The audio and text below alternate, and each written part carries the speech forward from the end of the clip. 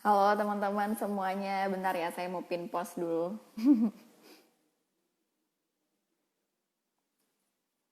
Oke. Halo teman-teman Santara semuanya. Wah, saya kangen banget sama teman-teman semuanya. Hai, apa kabar? Sore-sore semuanya pada mau buka puasa pakai apa nih? Oh ya teman-teman, udah pada update aplikasi Santara belum? Udah ada fitur terbaru Santara Pralisting, udah launching, jadi mungkin bisa dilihat ya di aplikasi. Banyak fitur baru, bahkan di sana teman-teman juga bisa nonton video bahkan gitu. Yang belum download aplikasi Santara, buruan download sekarang di App Store dan Play Store. Kapan ada listing? Ya ini dia, makanya download aplikasinya biar tahu langsung gitu yang mana penerbit yang listing, karena bentar lagi juga akan ada banyak penerbit listing nih. Nah, teman-teman semuanya, selamat sore. Selamat datang kembali di live Instagram Santara bersama saya Nandina Agis nih. Sore ini kita akan membahas tentang pasar modal syariah gitu. Kita akan membahas pasar modal syariah ini dari sisi equity crowdfunding juga. Dan kali ini kita akan bersama dengan Bapak Pungkas. Jadi buat teman-teman yang pengen tahu gitu tentang pasar modal syariah ini kayak gimana, langsung aja komen, boleh tanya-tanya, nanti kita bacain. Live-nya akan berlangsung kurang lebih selama 1 jam, jadi selamat datang. Sebentar ya teman-teman, biar saya invite dulu.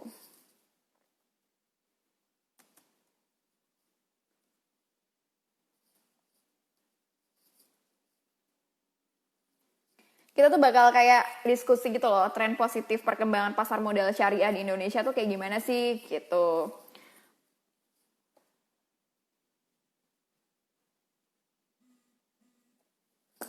Oke, sebentar ya.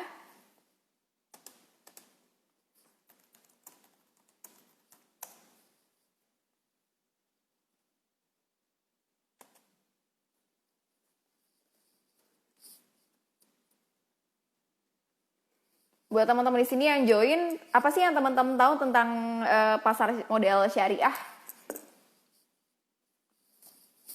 Terus apa yang kira-kira teman-teman pengen tahu di live kali ini tentang itu gitu? Kira-kira investasi, misalnya ada yang belum tahu nih ya, kira-kira investasi equity crowdfunding tuh udah masuk ke kategori syariah belum sih gitu? Mungkin bisa ditanyain. Teman-teman di sini dari mana aja?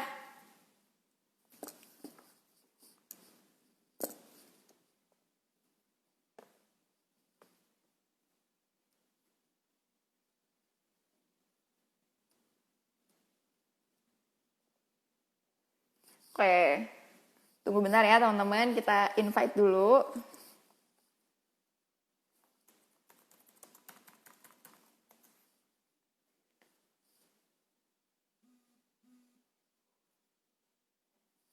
Teman-teman di sini yang mungkin belum tahu tentang fitur pralisting terbaru di aplikasi Santara, ini jadi sekarang semua penerbit yang baru daftar, itu tuh kita bisa lihat apa aja sih penerbit yang daftar, karena kemarin kan kita cuma tahu penerbit-penerbit yang emang udah officially listing gitu kan, yang officially melantai di Santara. Tapi kalau sekarang kita bisa tahu nih bisnis apa aja sih yang daftar di Santara gitu. Dan kita sebagai investor yang udah ter-KYC bisa banget buat ngasih vote, bisa ngasih review, bisa komen gitu, bisa nge-like, dan bisa jadi kita bisa merekomendasikan bisnis yang kita favoritkan gitu loh. Jadi lebih transparan juga, kita bisa tahu oh ada bisnis apa aja sih yang daftar di Santara gitu. Kita sebagai investor bisa ikut menyeleksi bisnis tersebut, tapi juga tim bisnis analis akan tetap menyeleksi setelah teman-teman ngerekomendasikan gitu loh. Jadi akan ada proses yang lebih cepat gitu.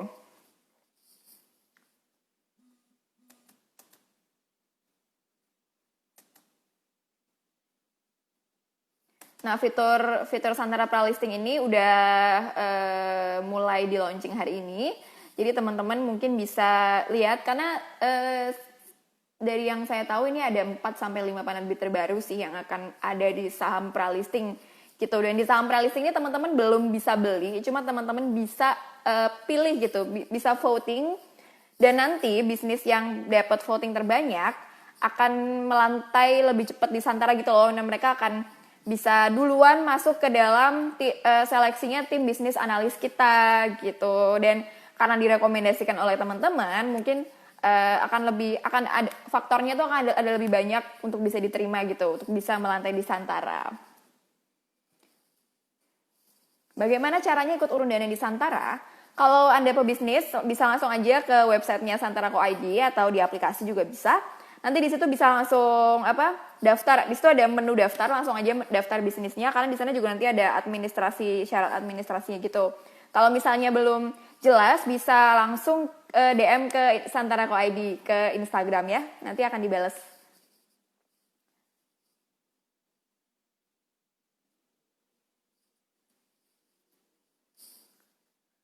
Apakah jika ingin gabung di Santara sebagai pemilik bisnis atau investor harus ngerti tentang saham secara komplit? Ya, tentu. Tapi investasi di Santara ini cukup mudah gitu. Jadi semua orang bisa investasi dan bisa punya bisnis. Oke, ini sepertinya sudah. Langsung aja.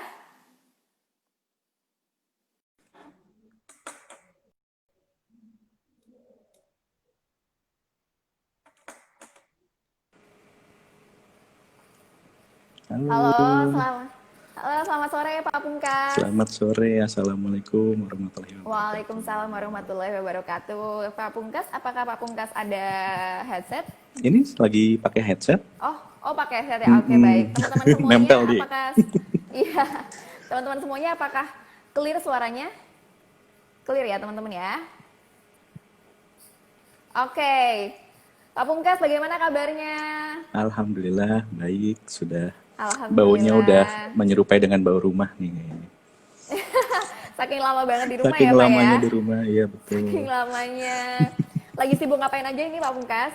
Ya masih kegiatan harian, kerjaan harian itu masih jalan karena alhamdulillah secara infrastruktur sudah mendukung, jadi memang WFH ini sudah bisa berjalan ya hampir normal. Cuma mungkin untuk yang ke lapangan atau itu mungkin belum bisa dilakukan ya Mbak ya. Iya, benar-benar sih, benar-benar.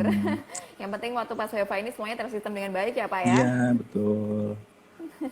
Oke Pak, di sore kali ini kita mau sharing-sharing nih Pak, pengen denger nih tentang pasar modal syariah gitu Pak. Karena mungkin di sini banyak teman-teman yang juga masih awam gitu, yang masih belum ngerti tentang pasar modal syariah dan belum ngerti sudut pandang equity crowdfunding dari pasar modal syariah, dari sisi syariah gitu Pak. Mungkin awal-awalnya kita ngebahas dulu kali ya, apa sih Pak yang dimaksud dengan pasar modal syariah itu gitu. Oke. Pasar modal syariah ini boleh langsung dijawabin ya. Boleh, silakan Pak Pungkas. Kita diskusi santai aja, mungkin saya juga masih belajar, jadi kita sharing-sharing ya di sini ya. Iya, kita santai-santai aja Pak. Oke. Jadi kalau pasar modal syariah itu kita mungkin lebih enaknya kita bicara pasar modal secara umum dulu ya, general dulu ya, di mana seperti pada umumnya sebuah pasar, di situ ada penjual, ada pembeli, kemudian ada barang yang atau produk yang dipasarkan. Kalau di pasar modal itu kan ada, kalau penjualnya itu mungkin lebih tepatnya perusahaan-perusahaan yang mungkin kondisi butuh pendanaan, butuh modal terkait dengan aktivitas bisnis usahanya. Sedangkan kalau dari sisi pembelinya di pasar modal itu sendiri adalah bentuknya investor tentunya. Investor ini bisa investor individual, bisa investor institusional yang mereka punya kelebihan dana atau punya idle money yang nanti bisa disalurkan untuk permodalan dari perusahaan-perusahaan yang membutuhkan tadi. Nah, kalau di pasar itu kan barang-barangnya sendiri kan kalau kita tahu kan mungkin ada sayur, ada daging, kebutuhan pokoknya. Kalau di pasar modal produknya itu berbentuk efek. Jadi efeknya itu sendiri yang kalau kita boleh sharing di sini adalah ada bentuk saham, ada obligasi, sukuk, kemudian reksadana dan semacamnya. Nah, apa kemudian kalau kita lebih fokus ke pasar modal syariah itu sebenarnya apa? Kalau di pasar modal syariah itu yang membedakan tentu ada satu kata kuncinya, dua kata sebenarnya ya. Jadi prinsip syariah.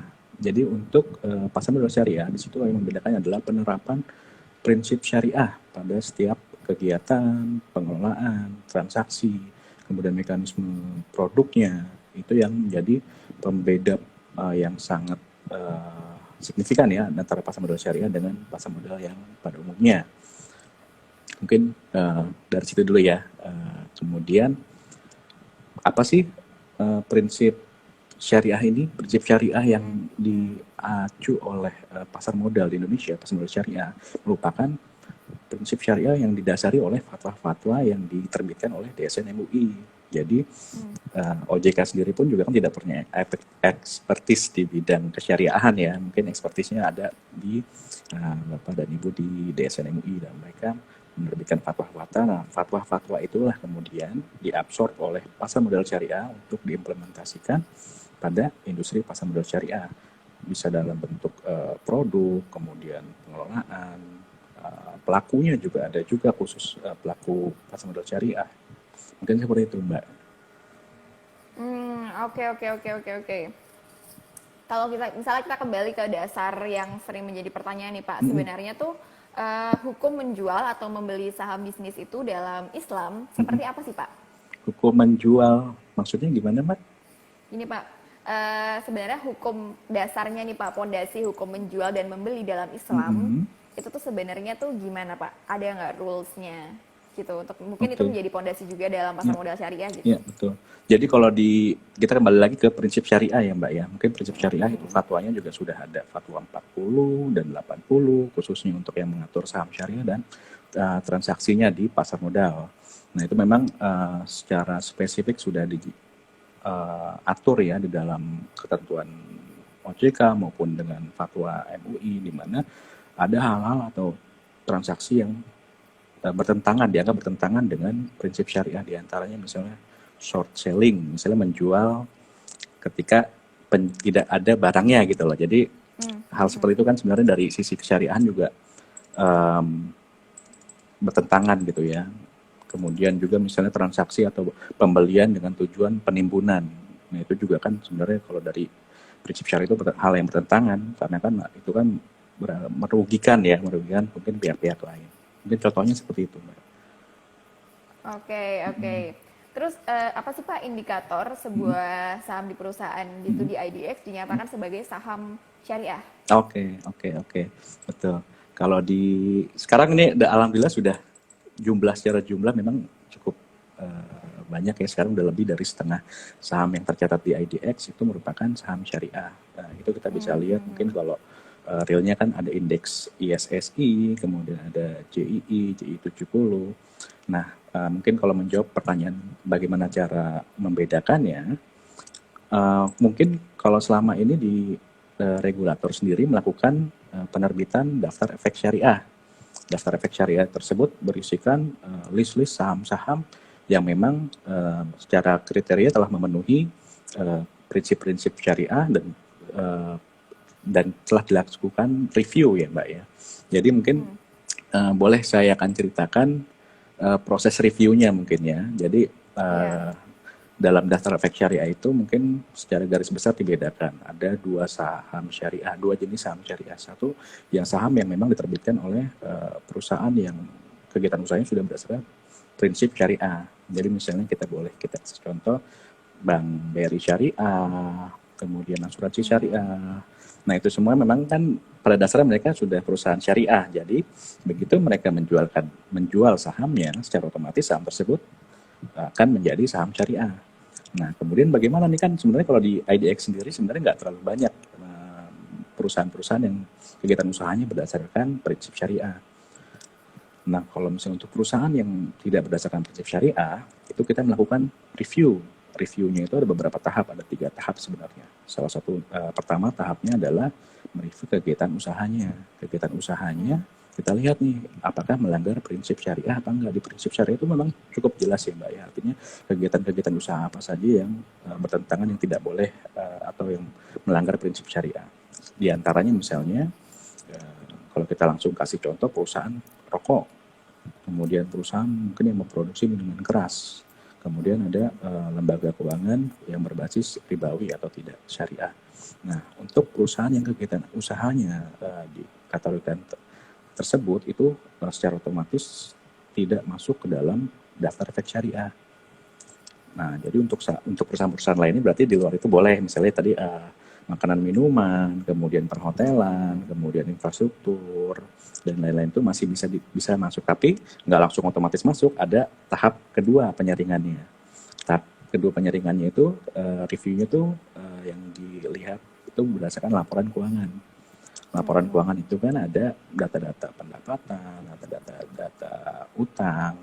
Nah, dalam review daftar efek syariah itu kita menggunakan rasio keuangan. Satu, rasio pendapatan non halal tidak boleh lebih dari 10%. Kemudian utang berbasis bunganya tidak boleh lebih dari 45%. Nah itu kita selalu hitung dengan mereview laporan keuangan, data-data yang ada di dalam laporan keuangan kita hitung. Kemudian nanti juga kalau memang kita butuh informasi lebih dalam, kita bisa kirimkan permintaan informasi tambahan ke masing-masing penerbitnya. Nah, alhamdulillah sih dari sekarang ini penerbit sudah cukup aware, jadi begitu kita minta mereka langsung kasih jawaban. Nah dari situ nanti kita akan bisa lihat perusahaan mana saja sih secara rasio itu, secara rasio keuangan tadi ya Mbak ya, pendapatan dan utang berbasis bunganya tidak melebihi rasio yang ditentukan. Itu nanti akan masuk ke next step-nya. Nah dari hal tersebut nanti akan digabungkan tuh Mbak. Apakah mungkin ada isu-isu kesyariahan yang secara umum sedang terjadi dalam perusahaan tersebut, misalnya apakah ada perkara-perkara yang kaitannya dengan kesyariahan. Nah itu nanti kita akan review lagi. Dan mungkin sekedar informasi juga nih, regulator dalam hal ini OJK dalam setiap penerbitan daftar efek syariah selalu berkoordinasi dengan BSN, MUI, juga dengan Bursa Efek. Jadi nggak bertindak sendiri juga ya di sini ya dalam penerbitannya. Jadi kita juga butuh masukan dari berbagai pihak supaya hasil yang diterbitkan atau dari efek-efek yang masuk ke dalam daftar efek syariah tersebut ya insya Allah sudah sesuai dengan ketentuan. Mungkin seperti itu Mbak. Ada pertanyaan nggak Mbak? Kenapa rasionya 45% dan 10%? Ya, ini nanti akan kita tanyakan di sesi Q&A ini, Pak Bukan. Ini paling laku ini pertanyaannya soalnya. Iya, saya penasaran satu sih Pak, bisa nggak Pak dikasih tahu secara mungkin 1, 2, 3 apa faktor-faktor dan syarat-syarat yang boleh dan tidak boleh sebuah perusahaan itu tergolong syariah atau tidak syariah, dan apakah apa yang membuat perusahaan ini boleh dan tidak boleh masuk ke dalam pasar modal syariah gitu Pak. Mungkin bisa dijelaskan 1 apa, 2 apa gitu. Mungkin teman-teman banyak yang belum tahu. Ya.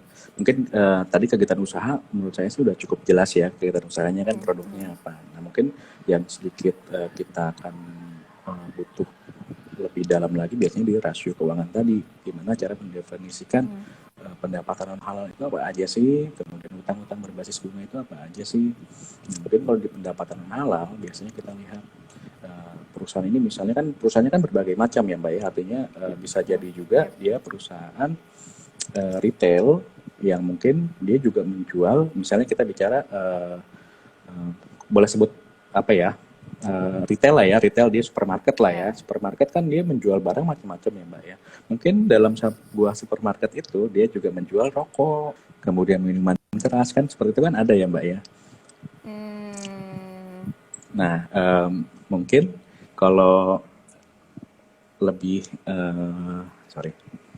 nah dari pendapatan itulah nanti yang kita hitung dan mungkin tidak semuanya ada di laporan keuangan. Nah, untuk informasi yang detail seperti itu biasanya kita kirimkan surat permintaan informasi kepada perusahaan terkait untuk meminta informasi tersebut. Misalnya berapa sih pendapatan rokok, berapa sih pendapatan penjualan minuman keras dari perusahaan saudara. Nah, mereka sampaikan jawab dengan angka-angka pendapatan untuk selama periode ini adalah sebesar sekian. Nah itu nanti akan kita hitung apakah bisa hasil perhitungan tersebut tidak melebihi rasio yang ditentukan atau enggak nih.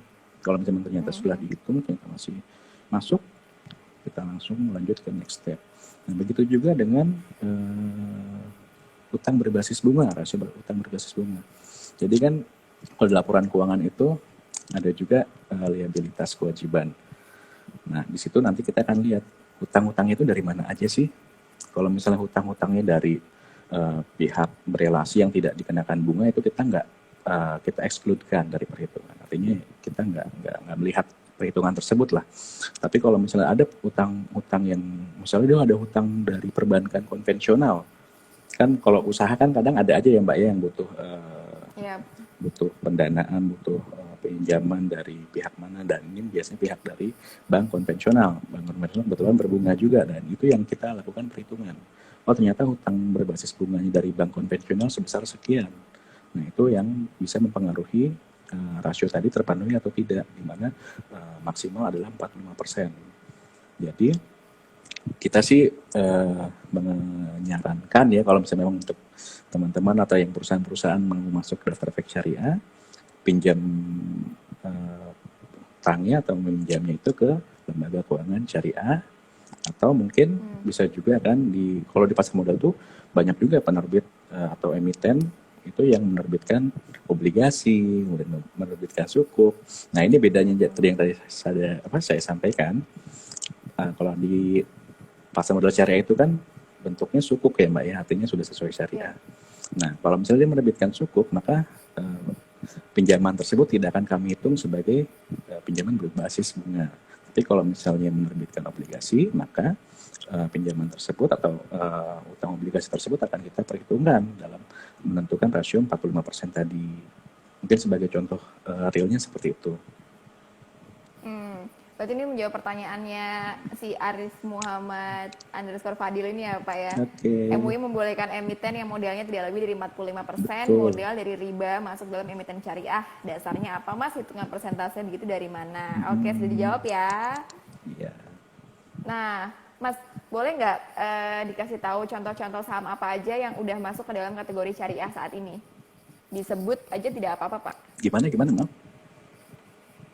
Contoh saham-saham apa saja yang sudah masuk ke dalam kategori saham syariah? Oke, kita lihat yang biasanya selalu masuk ya Mbak ya. Misalnya Unilever, mereka selalu masuk. Kemudian Telkom juga dia selalu masuk. Tapi kalau misalnya mau lebih spesifik, sebenarnya di bursa itu juga ada list yang masuk. ISSI itu sudah pasti merupakan saham syariah. Begitu juga dengan list daftar efek syariah yang diterbitkan oleh OJK tersebut, dasarnya itu bisa dicek juga di website OJK. Di situ ada setiap periode itu di-upload list-list emiten-emiten saham-saham apa saja yang masuk ke dalam daftar efek syariah, yang nantinya akan diabsorb oleh pihak bursa efek untuk dijadikan acuan sebagai pembentukan indeks syariah tadi. Dan mungkin saya juga belum sampaikan ya, kalau misalnya OJK sendiri menerbitkan saham syariah atau daftar efek syariah itu 2 kali dalam setahun. Dan kebetulan memang saat ini kita masih proses penerbitan untuk yang periode pertama. Semoga tidak ada halangan, karena memang pandemi COVID-19 ini cukup berdampak juga ya, karena kan memang kemarin juga kita tahu dari OJK memberikan relaksasi penyampaian laporan keuangan ya, dari batas Maret kemudian diperpanjang 2 bulan menjadi batas akhirnya Mei. Dan itu mungkin nanti akan berdampak dengan penerbitan daftar efek syariah periode pertama. Mungkin nanti masih diskusi di internal sih. Ini seperti itu. Tapi boleh loh Pak Pungkas dikasih tahu nih produk-produk saham syariah nih ada apa aja, boleh loh Pak? Produk-produk banyak kok itu. Kadang setiap periode kadang berubah-berubah Mbak. Karena kan kondisi perusahaan itu kan naik turun ya kadang ya. Mungkin dia di satu sisi mungkin pendapatannya mungkin meningkat, kemudian juga pendapatannya turun, atau mungkin ketika dia melakukan pinjaman ke bank konvensional juga mungkin saat itu juga melakukan terdapat peningkatan. Itu akan sangat berpengaruh dengan perhitungan daftar efek syariah ini. Jadi ya cukup banyak memang yang setiap periode 6 bulanan tersebut keluar masuk mungkin seperti itu. Oke, kalau sejauh ini Pak, minat masyarakat terhadap saham syariah seperti gimana Pak di Indonesia? Kalau kami melihat sih cukup baik ya, terutama kalau misalnya lihat dari peningkatan investor syariah, di mana kepemilikan efek syariah tersebut mulai terjadi peningkatan yang signifikan dari tahun ke tahun. Jadi kalau saya pribadi melihat memang minatnya cukup baik ya.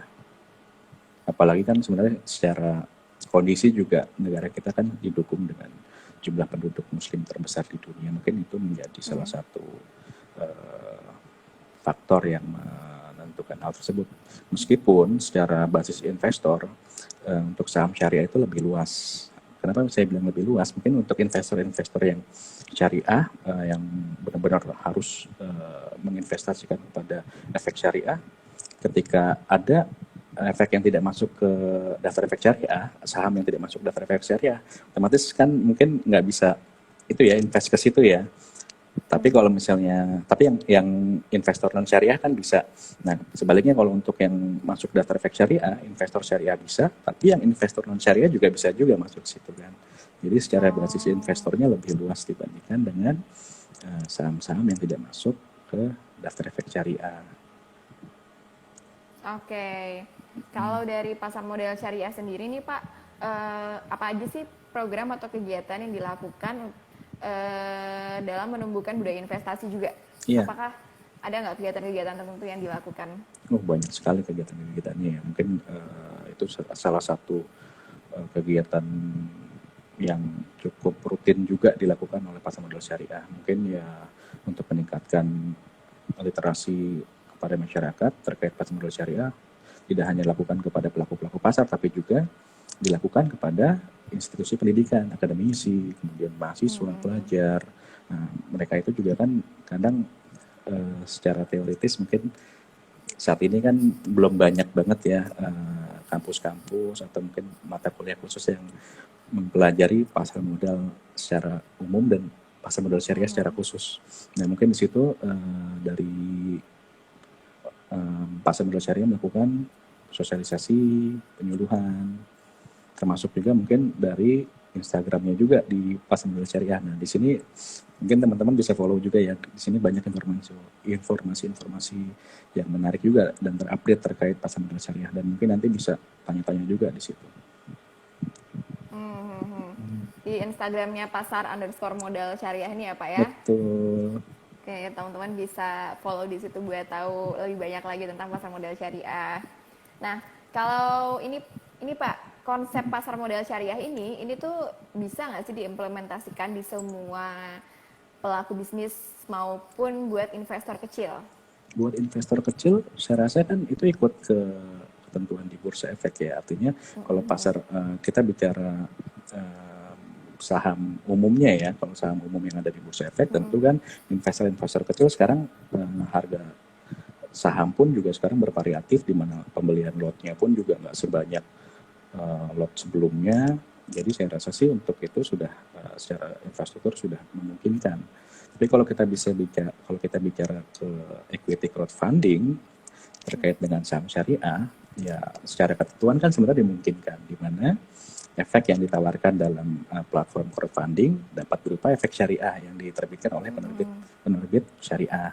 Nah, itu saya rasa sih sangat sejalan ya dengan pertanyaan Mbak tadi, artinya investor-investor yang mungkin untuk membiayai penerbit dari sektor UMKM misalnya ya Mbak ya, mungkin kan kebutuhan dananya juga tidak sebesar emiten-emiten yang ada di bursa efek misalnya, kalau boleh kita bilang ya, karena kan ada maksimum threshold untuk setiap kali penerbitan di dalam equity crowdfunding tersebut.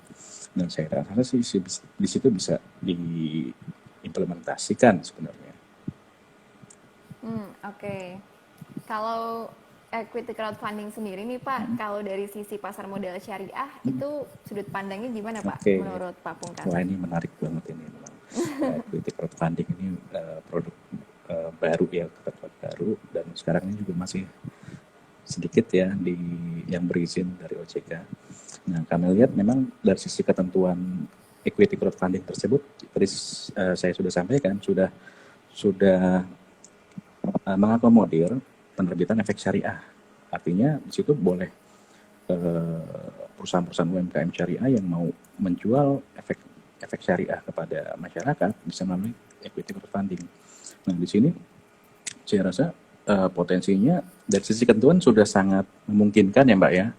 Dari sisi ketentuan sudah memungkinkan, sudah diakomodir, sedangkan dari sisi realnya sekarang memang belum ada sepertinya ya Mbak ya, karena memang jumlah equity crowdfunding platformnya juga masih belum banyak, dan harapannya sih nantinya bisa ada nih, kita mendorong nih pasar modal syariah untuk equity crowdfunding bekerja sama dengan penerbit syariah untuk menerbitkan efek syariah. Nah, mungkin seperti itu Mbak. Oke, kalau menurut Pak Pungkas, equity crowdfunding dalam pertumbuhan ekonomi sendiri gimana Pak? Oke, pertumbuhan ekonomi ya. Mungkin kalau kita lihat eh, potensinya dulu ya Mbak ya, mungkin potensi dari sisi sudut pandang pasar modal syariah nih, Iya. equity crowdfunding. Mungkin salah satu contoh yang mungkin bisa dikembangkan nantinya adalah undang-undang jaminan produk halal, di mana nantinya itu akan menjadi sebuah atau meningkatkan pengembangan industri halal di Indonesia. Industri halal di Indonesia nantinya harapannya tentu saja nggak cuma diambil dari perusahaan-perusahaan besar saja, tapi juga nanti akan hadir dari UMKM, sektor-sektor UMKM, di mana nantinya perusahaan-perusahaan tersebut produknya itu kan kalau sektor industri halal itu kan nggak cuma makanan minuman ya Mbak ya, di mana kita ketahui kan sektor makanan minuman kan cukup menjanjikan ya untuk sektor Iya. UMKM. Tentu Santara jauh lebih paham ini. Tapi untuk industri halal itu lebih luas lagi, artinya bisa jadi industri dalam sektor tourism, kemudian juga apa namanya make up, seperti itu banyak banyak banyak sekali dan sangat luas. Dan mungkin nantinya begitu industri ini sudah berkembang, akan banyak UMKM yang mungkin akan ikut ke situ menjadi UMKM syariah. Nah harapannya nanti mungkin mereka bisa memanfaatkan platform ECF tersebut untuk menawarkan efeknya untuk memperoleh pendanaan. Ya, kalau saya pribadi sih melihat seperti itu ya Mbak ya. Oke. Pak Pungkas, mungkin sekarang kita bisa open Q&A ya. Jadi teman-teman yang Boleh. mau nanya langsung aja tulis di kolom komen, nanti Pak Pungkas akan jawab gitu. Pak, ini ada pertanyaan lagi melanjutkan dari pertanyaan yang awal banget itu yang paling banyak ditanyakan tentang rasio, rasio-rasio perhitungan hutang riba dan lain-lain. Ini ada yang tanya lagi Pak, dasar dari penentuan angka kenapa 45%, kenapa 10%, itu mungkin boleh dijelaskan Pak? Oke, jadi memang penentuan angka ini tentu tadi sudah saya sampaikan sebelumnya, eh, sudah berkoordinasi dengan DSN MUI, mempertimbangkan dengan jumlah mungkin emiten yang ada di Indonesia, mungkin seperti itu masih tidak terlalu banyak dibandingkan negara-negara lain. Mungkin secara spesifik mengenai angka tersebut, kalau kita perbandingkan dengan international best practice ya misalnya ya, kita kan mungkin bisa lihat banyak juga di luar negeri indeks-indeks saham syariah, misalnya dari Dow Jones, kemudian Morgan Stanley, ada FTSE, itu mereka semua nggak ada juga yang sampai maksudnya angkanya itu sendiri nggak sampai 100% ya, artinya mereka punya angka masing-masing juga, ada mereka itu 33%. 33% untuk hutang berbasis bunga dan 5% untuk pendapatan non halal. Jadi memang mungkin di situ ada perhitungan. Kalau di luar negeri itu kan jumlah emitennya sudah seribuan ya Mbak ya. Artinya mereka dengan rasio yang lebih kecil dibanding kita, mereka bisa masih tersedia nih pilihan-pilihan untuk investasi di masyarakat dengan jumlah yang cukup banyak. Lalu bagaimana dengan di Indonesia? Indonesia saat ini memang ya sudah cukup banyak, tapi mungkin dibandingkan dengan luar negeri masih tidak sebanyak luar negeri ya Mbak ya. Di Indonesia sendiri ada 700-an emiten yang menerbitkan saham. Jadi kalau misalnya kita rasionya kita perkecil lagi, mungkin ada pertimbangan nanti akan sangat sedikit lagi saham-saham yang bisa dijadikan pilihan atau alternatif investasi masyarakat investor pasar modal syariah yang bisa menginvestasikan dananya di industri pasar modal. Mungkin seperti itu salah satunya ya Mbak ya. Tapi begitu nanti kondisinya akan berubah, tentu secara ketentuan rasio ini bisa diubah nantinya Mbak. Artinya kita terlalu melihat dengan berbagai riset-riset juga, kalau misalnya memang kita masukkan angka segini bagaimana nih, oh ternyata terlalu banyak. Mungkin salah satu pertimbangan dari sisi teknisnya seperti itu. Dan lagi-lagi tentu setiap kali kita melakukan kajian atau riset terkait perubahan rasio tersebut, kita berkoordinasi dengan DSN MUI untuk memperoleh opininya. Gimana nih kalau kita kasih rasio seperti ini, kira-kira dari sisi kesyariahannya seperti apa. Nah itu pertimbangan kesyariahan tentu mungkin lebih ekspertis di Bapak dan Ibu di DSN MUI ya Mbak ya. Mungkin itu sih. Oke, berarti itu angka sebenarnya juga bisa berubah ya Pak ya? Bisa sekali Mbak. Oke. Ada pertanyaan dari @aldi_pratama_12. Pak, gimana dengan fatwa Dewan Syariah Nasional nomor 07 tentang pembiayaan mudarabah poin B? Mudarobah ya, itu pembiayaan ya Mbak ya? Iya, Ya. kalau pembiayaan mungkin kebiasaan saya juga kurang update banget ya untuk fatwa tersebut. Jadi mungkin nanti boleh ditanyakan ke IG kami di Pasar Modal Syariah ya. Siapa tadi masnya yang menanyakan itu. Saya khawatir nanti memberikan jawaban yang salah, malah nanti menyesatkan. Oke. Ini ada yang nanya Pak, pasar modal syariah ini lembaga seperti IDX atau di bawah IDX atau seperti apa Pak Pungkas? Oke, jadi pasar modal syariah ini adalah industri.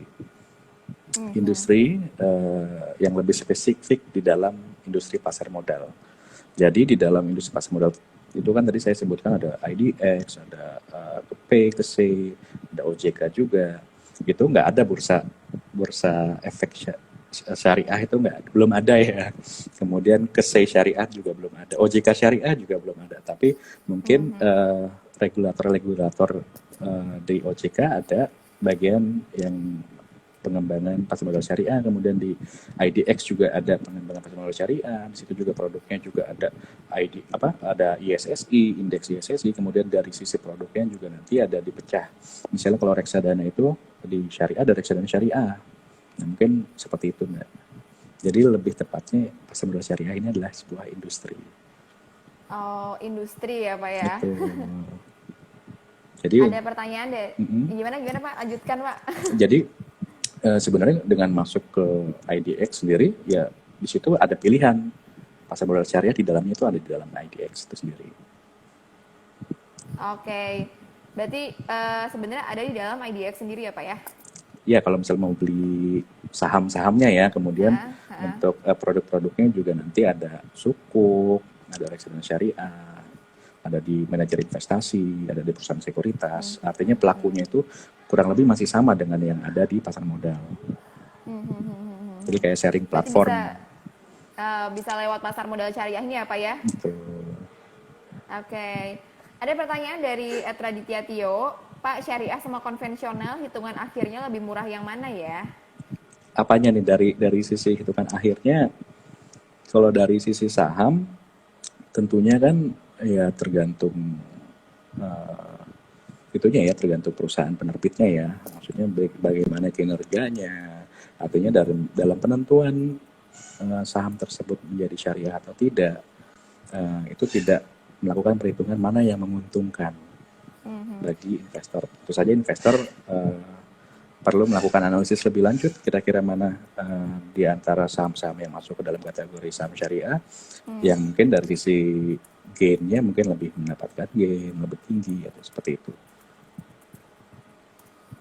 Kalau step by step sendiri Pak, kalau untuk bertransaksi saham syariah itu gimana Pak? Kalau lewat pasar modal? Oke, sebenarnya sama aja dengan umumnya. Cuma mungkin bisa datang ke perusahaan sekuritas, nanti bisa tanya di situ kalau mau beli efek-efek syariah, gimana caranya? Ada pilihannya, ada apa aja. Tentu pertama kan mungkin kalau investor itu kan dilihat dari risikonya dulu ya, mungkin dari risiko rendah, menengah hingga risiko tinggi. Itu juga bergaris lurus dengan gain yang diperoleh. Kalau misalnya kita bicara misalnya reksadana, bisa datang ke manajer investasi. Manajer investasi itu kan produknya kan bisa non syariah, bisa juga syariah. Karena kan di dalamnya udah ada unit pengelolaan syariahnya dalam lembaganya ya. Jadi dia boleh menerbitkan baik itu syariah maupun non syariah. Nah, itu bisa datang aja ke manajer investasi. Kalau misalnya mau beli reksadana, tanya kalau mau beli reksadana syariah apa produknya nih. Nah, bisa langsung seperti itu. Atau kalau saham bisa ke perusahaan sekuritas untuk menanyakan perusahaan saham syariah apa aja nih yang bagus, mungkin seperti itu Mbak. Sama aja. Tapi mungkin lebih spesifik. Kalau boleh, ini boleh lanjut ya. Lebih spesifik di pasar modal syariah itu ada yang namanya Syariah Online Trading System. Jadi itu ada platform online juga yang dimiliki oleh perusahaan sekuritas untuk melakukan transaksi, tapi khusus untuk saham syariah aja. Itu saat ini masih baru 13 kalau nggak salah yang udah punya SOTS itu tadi. Kalau dari sisi potensi keuntungan ini Pak, saham yang syariah dan yang nggak syariah Pak, itu ada nggak sih perbedaannya Pak? Aduh, itu kayaknya saya nggak ngerti tuh kalau ditanya seperti itu tuh, karena saya sendiri juga kan secara kode etik juga tidak boleh masuk atau membeli saham ya Mbak ya. Jadi mungkin Ya. itu diserahkan ke pasar aja. Kira-kira secara analisis fundamental mungkin itu baik atau enggak. Mungkin ya itu masing-masing analisis yang kemampuan analisis yang dimiliki aja deh kayaknya deh.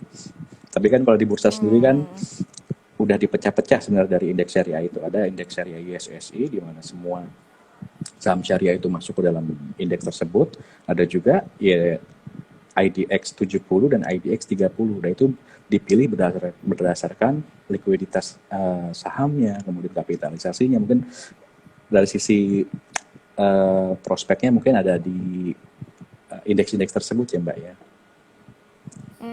Kalau dari sepengalaman Pak? Pengalaman apa nih? Saya nggak punya pengalaman beli saham soalnya. Nggak boleh. Oke. Ya, ya, ya.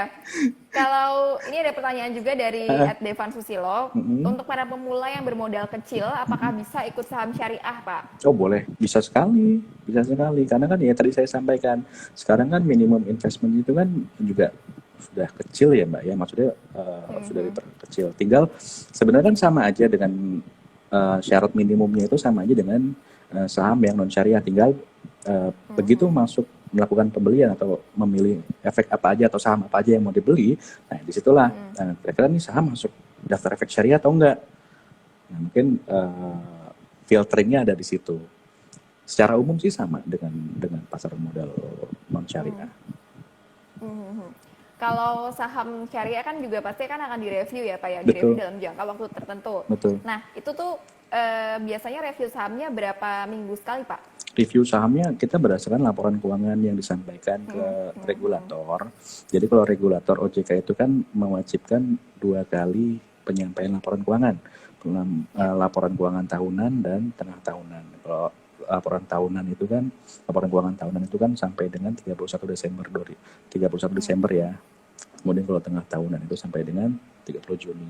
Nah, dari masing-masing laporan keuangan yang disampaikan ke OJK itulah yang nanti akan direview, kemudian nanti akan diterbitkan. Berarti kalau mengacu dengan 2 kali penyampaian laporan keuangan tadi, dasar efek syariah yang diterbitkan OJK juga sama. Jadi sebanyak 2 kali juga, karena dasarnya memang dari penelaahan atas laporan keuangan tersebut. Oke. Ada pertanyaan dari Handri Jatnika, Pak, contoh saham syariah untuk investor kecil ada apa aja Pak? Dan pembeliannya paling sedikit berapa? Paling sedikit 1 lot tetap. Tapi kalau pilihan mungkin bisa dilihat indeksnya ya Mbak ya, dan mungkin teman-teman viewer juga. Indeksnya itu kan ada macam-macam, dan situ kan udah dispesifikkan indeks IDX 30 cuma 30 saham aja yang mungkin kriterianya dari sisi likuiditas, dari sisi kapitalisasi itu terbaik dari total indeks saham syariah yang ada di ISSI. Kemudian kalau indeks 70 itu 70 terbaik mungkin dibandingkan dengan saham yang masuk ke dalam ISSI. Nah, kalau untuk pembelian paling sedikit tadi sudah disampaikan 1 lot ya. Jadi tergantung nilai sahamnya saat itu. Jadi kalau 1 lot itu 100 ya, masih 100 ya. Ini saya juga nggak update banget nih karena belum pernah pengalaman beli saham. Ada nggak sih Pak kemungkinan gitu untuk sebuah saham, misalnya dia tahun ini masuk kategori syariah, tapi tahun depan dia nggak bisa lagi masuk kategori syariah. Ada kemungkinan itu nggak Pak? Sangat besar itu kemungkinannya. Sebagaimana tadi saya sampaikan sebelumnya, jadi kondisi perusahaan juga naik turun Mbak. Artinya dalam berjalannya waktu, mungkin dalam periode 1 tahun misalnya, mungkin 3 bulan atau 4 bulan pertama dia akan berat nih, mungkin pendapatannya kurang, nggak menutupi untuk operasionalnya. Akhirnya dia melakukan pinjaman, misalnya pinjaman dengan ke bank konvensional. Artinya dari situ kan sebenarnya ada peningkatan nilai rasio utang berbasis bunga tadi. Artinya bisa jadi yang tadinya cuma 30% karena dia melakukan pinjaman ke bank konvensional dengan jumlah yang cukup signifikan, setelah dihitung ulang ternyata periode sebelumnya 30% menjadi 55%. Nah itu otomatis langsung dikeluarkan dari daftar efek syariah. Itu. Oke, oke, oke, oke. Termasuk juga Nah, pendapatannya tadi ya Mbak ya. Jadi memang ya, ya, berbeda-beda. ya, rasio pendapatan itu tadi. Itu sepertinya pertanyaan yang sering banget ditanyakan ya, Pak ya. Iya Mbak. Nah, ada pertanyaan dari @izulhr. Pak, satu akun perusahaan sekuritas bisa untuk beli saham non syariah dan syariah nggak, Pak? Apa beda akun? Bisa. Memang untuk pembelian saham itu akunnya cuma boleh satu ya Mbak ya. Artinya satu akun itu bisa melakukan pembelian syariah maupun non syariah. Tapi kami kalau dari Pasar Syariah sih mendorongnya syariah aja semua gitu. Syariah semua. Oke, oke, oke, oke. Ada nggak sih Pak regulasi-regulasi yang cukup apa ya, cukup untuk masuk kategori syariah itu tuh cukup apa ya, cukup tidak umum gitu Pak, cukup banyak, misalnya ada orang yang kayak Pak, perusahaan ini kira-kira dia ini nih saya pernah dapat pertanyaan bahwa apakah di sebuah perusahaan ini nih F&B gitu ya, apakah si F&B ini memutar musik di dalamnya Iya. gitu. Ini saya cukup penasaran Pak. Apakah ini tuh kadang-kadang sering ditanyakan dan apakah ini cukup sensitif Pak untuk masuk ke dalam regulasi gitu? Iya betul.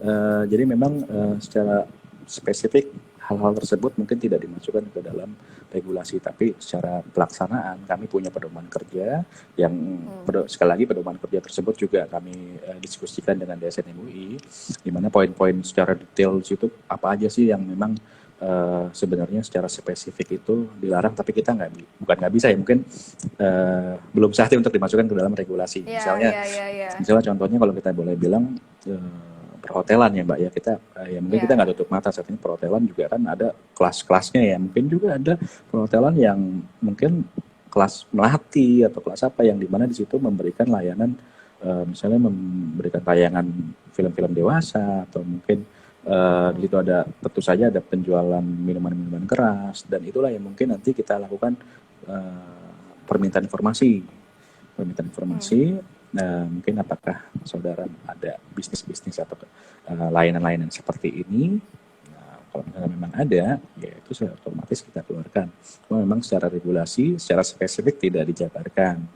Mungkin seperti itu.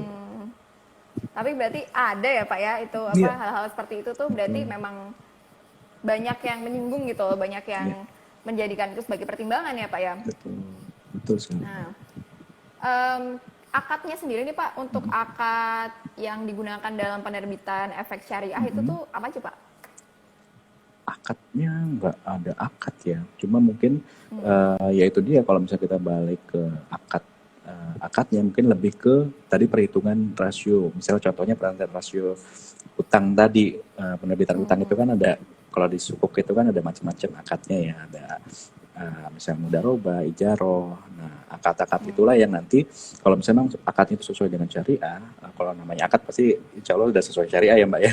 Nah itu biasanya utangnya itu udah utang syariah dan tidak dilakukan perhitungan, maksudnya tidak dihitung sebagai utang berbasis bunga. Mungkin kalau lebih spesifik terkait akad, pertanyaannya mungkin bisa saya jawab mungkin ke situ.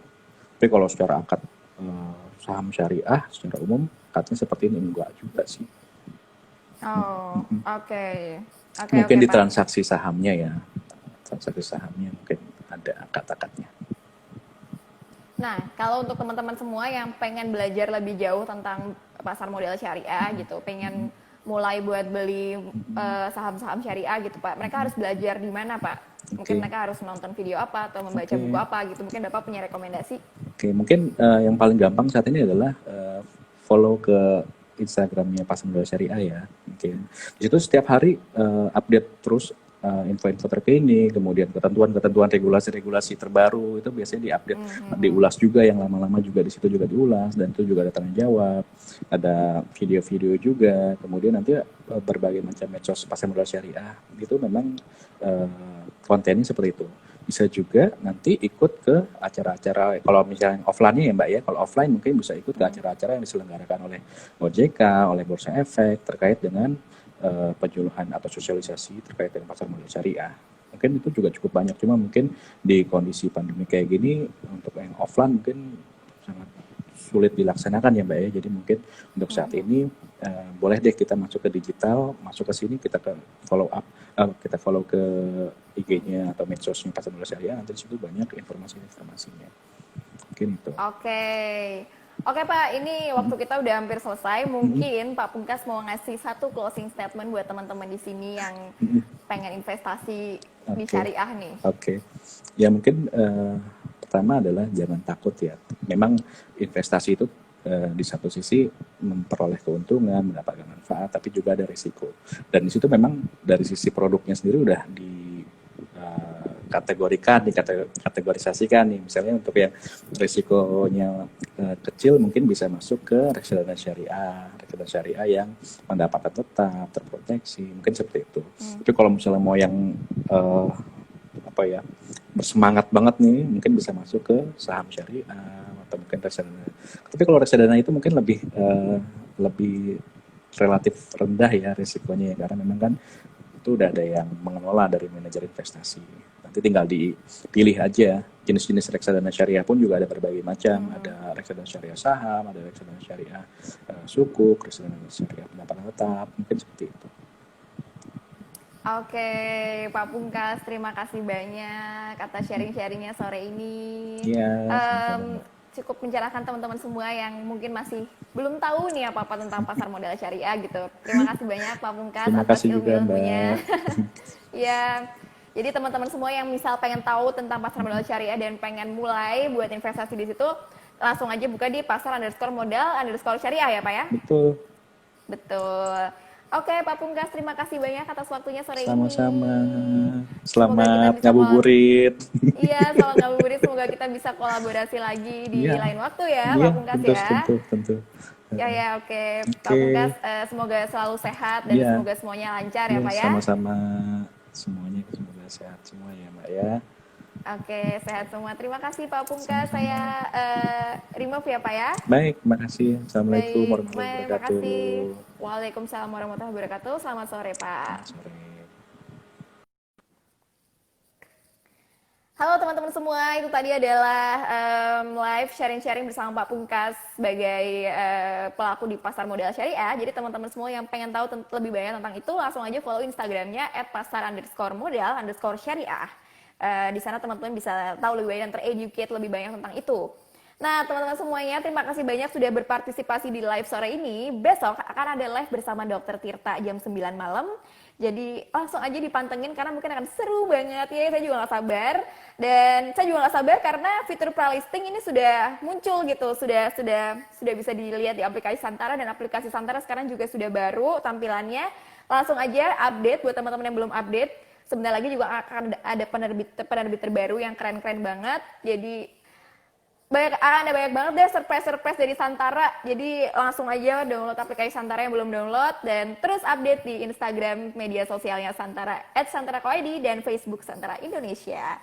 Saya Nadine Agisni pamit undur diri. Terima kasih banyak atas partisipasi teman-teman di sini. Sampai jumpa besok Jumat dan selamat berbuka puasa. Dah.